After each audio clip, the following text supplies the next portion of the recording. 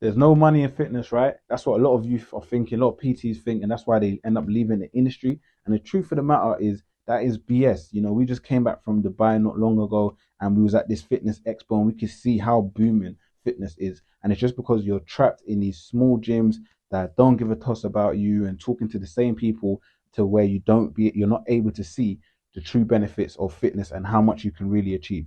And these are the few things that you don't even think about and you're not tapping into. Wearables are popping now. Almost everybody's got a smartwatch.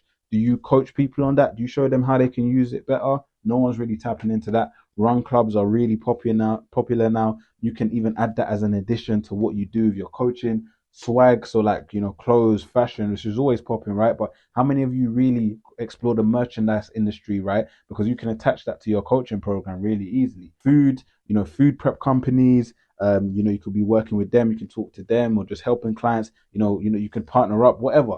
Partnerships. So now there's loads of people that want to be coaches. Why don't you partner with someone? Have you thought about that? Have you thought about how, maybe you could duo with someone, create some sort of collaboration programs, high, mid, and low ticket. So you don't just have to do, sell a high ticket program. You can sell mid ticket, sell a low ticket program.